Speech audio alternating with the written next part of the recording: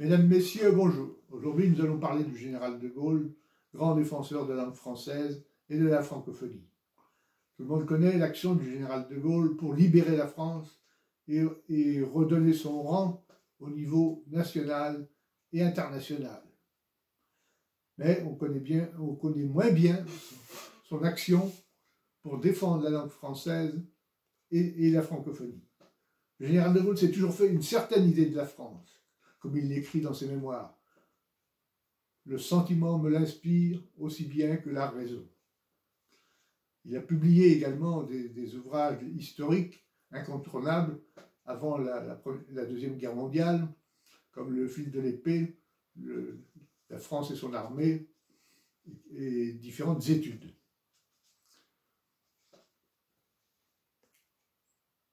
Donc, sous la Ve République, puisque rappelons que c'est lui le fondateur des institutions de la Ve République, sous la Ve République, il a pris certaines mesures, certaines initiatives, fait certaines déclarations pour défendre la langue française qui commençait déjà à être menacée par cette expansion anglophone et la mondialisation.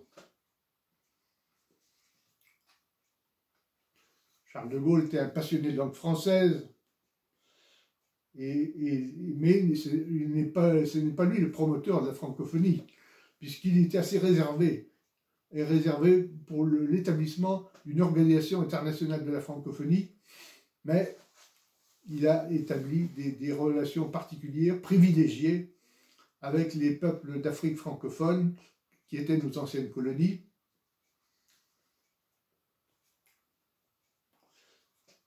Et ce sera quelques années plus tard, après sa disparition, que des personnalités francophones non françaises vont lancer l'idée de la francophonie.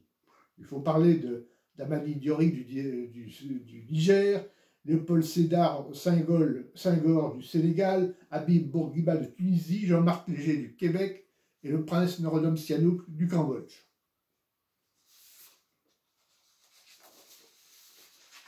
Enfin, Charles de Gaulle était aussi un fameux défenseur de la langue française et il aimait aussi faire des interventions dans des pays non francophones dans la langue du pays.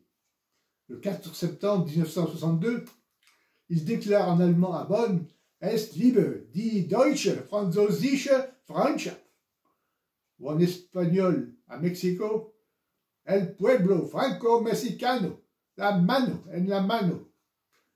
En 1965, en visite officielle en URSS, il déclare « Das rozwój żurba, franska Rosja » ou en Pologne « Wszystkim Polakom z gleby serki mówije, zikije wam zygnacije ». On peut dire que le général de Gaulle était avant tout respectueux des entités et des cultures régionales, nationales, mais il était aussi, surtout, passionnément attaché à la langue et à la culture française. Le fondateur de la Ve République a écrit le 19 juillet 1962 à Pierre Mesper, ministre des Armées, la lettre suivante. « Mon cher ministre, j'ai constaté, notamment dans le domaine militaire, un emploi excessif de la terminologie anglo-saxonne.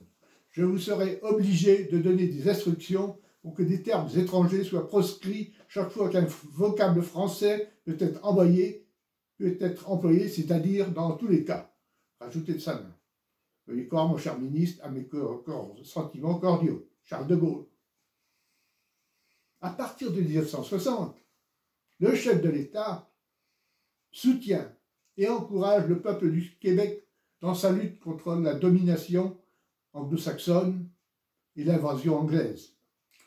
Le 24 juillet 1967, il prononce un célèbre discours à Montréal, grande ville de la province francophone du Canada, et se termine par le fameux « Vive le Québec libre ». Ce discours suscite bien des réactions au Canada anglais, mais le gouvernement et le peuple du Québec soutiennent totalement les prises de position du général en faveur de la souveraineté du Québec. Le 27 novembre 1967, Dans une nouvelle conférence de presse à l'Élysée, il fait une longue intervention au sujet de son dernier voyage au Québec. Il déclare en particulier « Le fait que la langue française perdra ou gagnera la bataille au Canada pèsera lourd dans la lutte qui est menée pour elle d'un bout à l'autre du monde. » Le général de Gaulle est conscient des menaces qui pèsent sur la langue française. Le 23 mars 1965, il adresse à l'Institut de France la lettre suivante. « Messieurs les secrétaires perpétuels, le vœu unanime récemment exprimé par votre compagnie en ce qui concerne l'usage de la langue française dans les réunions internationales a mon sentiment le plus entier.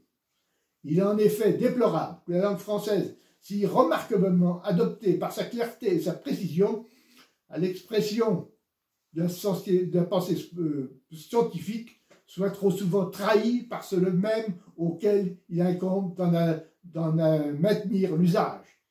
Il est en effet d'intérêt national que savants et techniciens s'inspirent dans l'emploi de notre langue du respect de la science et se doit à elle-même. Pour le général de Gaulle, le français doit conserver sa place de grande langue internationale.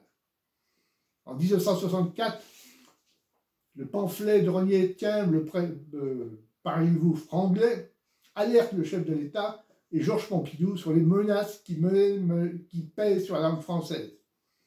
C'est pourquoi, en 1966, le gouvernement décide la création d'un haut comité pour la défense et l'expansion de la langue française. Donc, comme je vous l'ai déjà dit, le général de Gaulle est malgré tout réservé sur le fait d'organiser une grande organisation internationale de la francophonie. Ce n'est qu'en 1986 que François Mitterrand réunit à Versailles le premier sommet de la francophonie.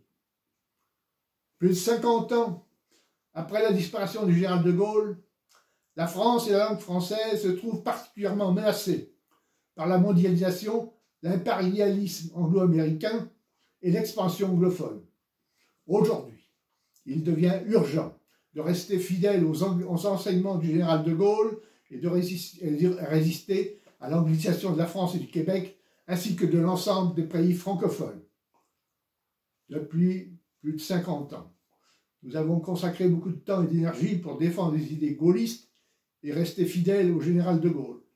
Participation aux manifestations et au mouvement gaulliste, voyages et missions au Québec et dans les pays francophones, conférences au Québec et dans de nombreuses villes de France, organisation d'expositions à l'Assemblée nationale et dans de nombreuses villes de France et du Québec, participation et publication de nombreux articles de presse, publication du livre Charles de Gaulle, une certaine idée du Québec, 50e anniversaire de Vive le Québec libre.